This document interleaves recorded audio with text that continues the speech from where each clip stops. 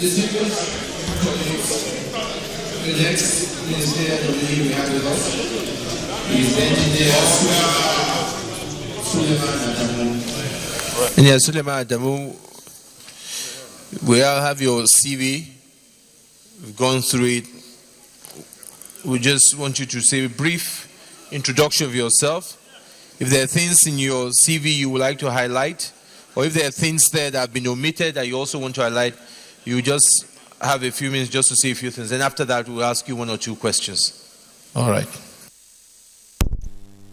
The Senate President, Your Excellency, the Deputy Senate President, distinguished leaders of the Senate, distinguished senators of the Federal Republic of Nigeria, good afternoon. My name is Suleiman Hussein Adamu, and I'm from Jigawa State. I'm a civil engineer by profession. I come from a family with a long tradition of public service and community leadership.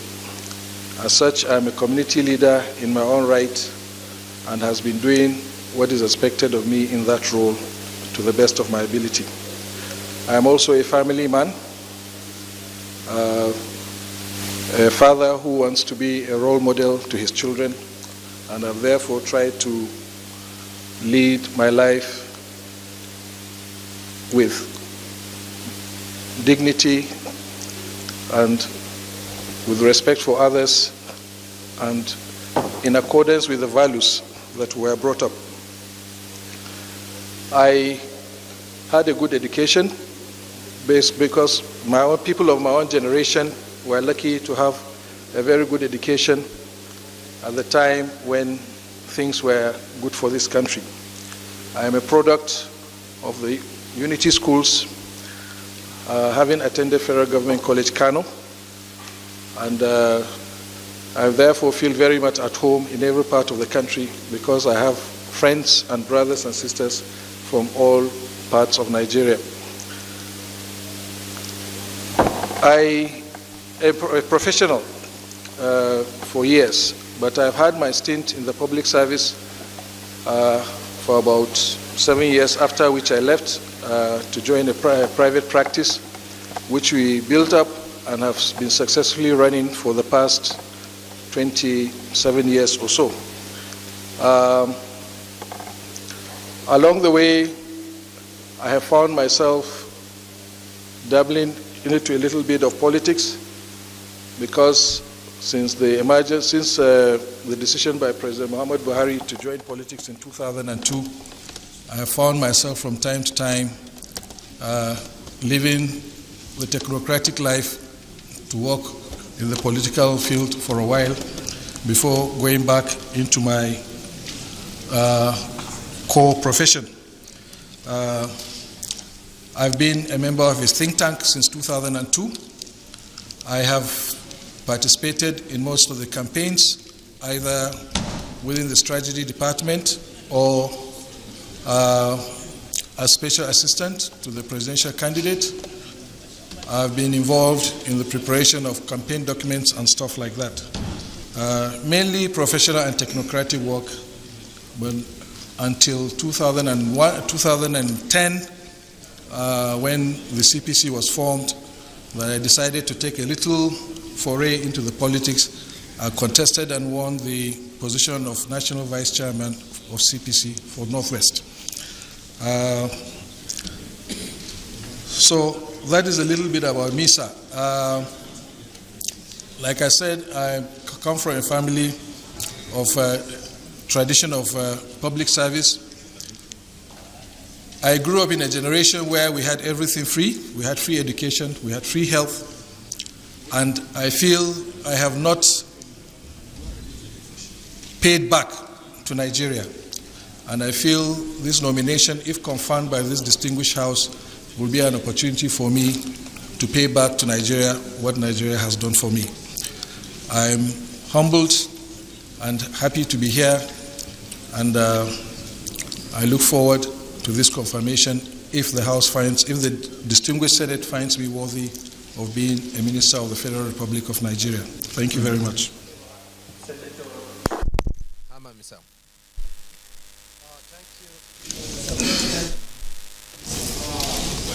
I am distinguished Senator Isa Hama, representing the good people of Bauchi Central. Having gone through the CV of Engineer Suleiman A. Adamu, I see the possibility of him handling effectively about 3 ministries. 1, labor and productivity, water resources, science and technology. But I will ask my question on labor and Ministry of Labor and Productivity. Civil engineer. Yes, I know. I've seen labor and productivity has been lagging behind over the years in Nigeria as a result of several bottlenecks, which have hindered the development and promotion of productive employment policies and programs for employment generation. As a possible Minister of Labor and Productivity, how do you intend to overcome these challenges and bottlenecks that limit the actualization of our National Action Plan on Employment Generation? That is one. As a possible Minister of Water Resources, what schemes do you hope to provide in order to increase access to safe, adequate and sustainable water supply and assistance on the information of the water sector? These are my 2 questions, one on labor and productivity and water resources. Thank you. Senator Fashe. I'm Drew Fashe, representing the Kitinop Central District. Going by your antecedent in water resources, Nigerian government on the best way to make water potable and within the reach of the populace, especially in the rural population. Senator Kurfi. Thank you very much, Mr. President. It's a serious problem we have in the rural areas today in Nigeria. Most of the houses in the rural areas are not planned. So we have a lot of problems in the rural areas. We have the rural dwellers creating their sewage system just around the area where they also dig boreholes for the water that they drink, which is very, very dangerous to their health.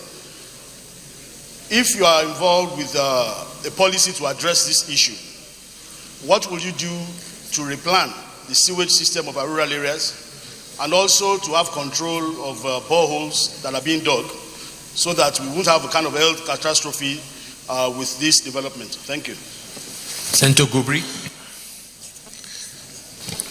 Thank you very much, Your Excellency, distinguished colleagues.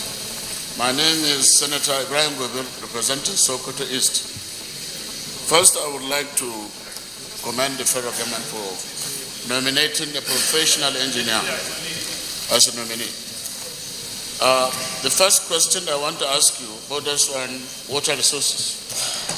Currently, we have a lot of dams that are silted, and because of that siltation, the capacity to absorb water is actually limited, and therefore destruction and then loss of lives takes place because the water goes back and destroys villages. What will you do when you become Minister of Water Resources? Then the second question is on the issue of drainage in the River Niger. What are you going to do if you become also the same Minister of Water Resources on the duration of that River Niger? Will you continue that project or will you abandon it? Can I ask the last question, sir? Engineer Suleiman, I think you can take all these questions. Can I? Thank you, Your Excellency, the Senate President. Senator from Edo South, talking about funding of roads. Yes, I'm aware that for over the years there's been a lot of effort to do some road sector reform. I don't know what has happened, but the previous Senate, I think there were some bills before it on the road bill, they call it, if I recall, trying to find a way to kind of improve the management of the road sector and also including funding, but at least that is for maintenance. But in this case, we are talking of funding for new roads. And basically, there are 2 or 3 ways I think we can do that, apart from the budgetary allocation, which would also come. We need to really go into public-private partnerships with the private sector. But although there are constraints in the sense that we have to have the conducive atmosphere in the country to attract investors from outside. And also, I think our own financial institutions need to start really focusing their attention on long-term lending, because PPP projects are really things that have, you cannot recover your investment, you only recover it over a long period of time. So we have these constraints now, but honestly, one of the key areas we must go is PPP. We don't have an option. The other one also, I understand there are lots of idle funds going on with the pension funds. These are areas in the infrastructure sector is one area that they also need to start investing. And I think there is no problem, because in any case, pension funds are supposed to be invested over a long period of time. There is no reason why they shouldn't invest it in this road sector, and we can create toll bridges and so on, toll gates for them to recover their money. This is happening all over the world, and I don't think Nigeria should be an exception.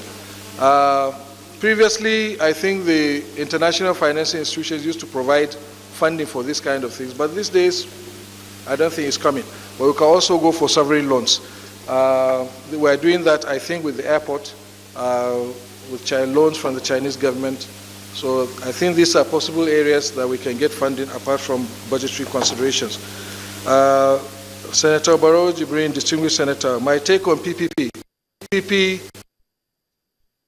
will have to go there. I know it still has its problems.